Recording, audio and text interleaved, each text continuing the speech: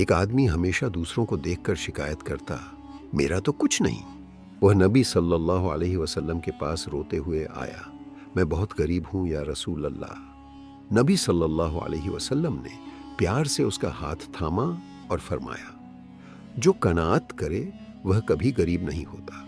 اس نے قناعت اپنائی، جو ملتا اسی میں اللہ کا شکر ادا کرنے لگا۔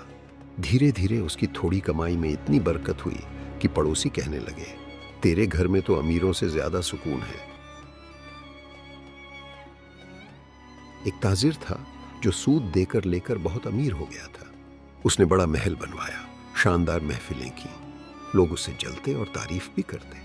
ایک دن نبی صلی اللہ علیہ وسلم اس کے محل کے پاس سے گزرے۔ تاجر نے آداب سے سلام کیا۔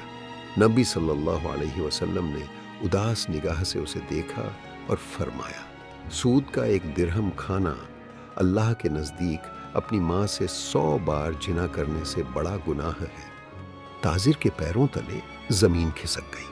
وہ روتے ہوئے نبی صلی اللہ علیہ وسلم کے قدموں میں گر پڑا۔ اس نے فوراً توبہ کی، ساری حرام دولت غریبوں، یتیموں اور مسجدوں میں بانٹ دی، حلال کاروبار شروع کیا۔ شروع میں نقصان ہوا، مگر اللہ نے اتنی برکت دی کہ پہلے سے زیادہ عزت اور سکون۔ مدینہ کے ایک غریب جوان صحابی تھے۔ وہ دن رات عبادت کرتے مگر گزارا مشکل سے ہوتا۔ ایک دن وہ نبی صلی اللہ علیہ وسلم کے پاس آئے اور روتے ہوئے بولے، یا رسول اللہ، میں نماز، روزہ، تہجد سب کرتا ہوں مگر رزق میں برکت نہیں۔ سب سے افضل عمل کون سا ہے جو مجھے اپنانا چاہیے؟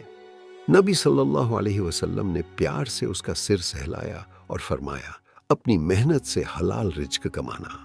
صحابی حیران ہوا، نماز روزے سے بھی اوپر؟ نبی صلی اللہ علیہ وسلم مسکرائے اور بولے، حلال رزق کی تلاش ہر مسلمان پر فرض ہے، کیونکہ حلال سے ہی تو عبادت قبول ہوتی ہے۔ حرام سے پلا شریر عبادت میں خشوع نہیں لا سکتا۔ اس دن سے صحابی نے صبح صبح محنت شروع کی۔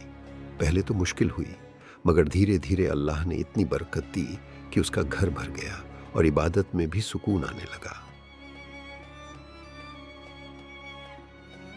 ایک غریب صحابی تھے، ان کی بیوی بیمار تھی، بچے بھوکے۔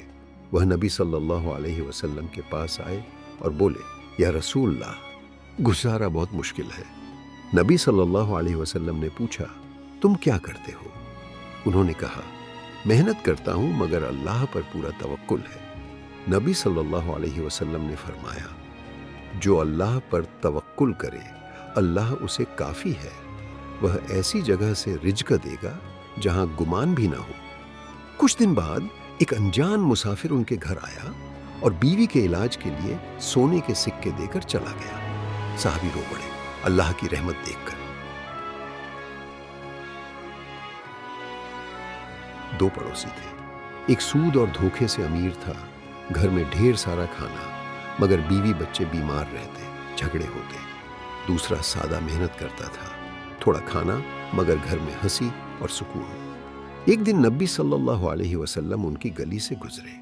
امیر پڑوسی نے شان دکھائی، غریب نے سادگی سے سلام کیا۔ نبی صلی اللہ علیہ وسلم نے فرمایا، حلال رزق میں برکت ہوتی ہے، حرام میں لعنت۔ امیر پڑوسی نے یہ سن کر رات بھر رویا، صبح توبہ کی، حرام چھوڑا۔ کچھ مہینوں بعد اس کے گھر میں بھی سکون اور برکت لوٹ آئی۔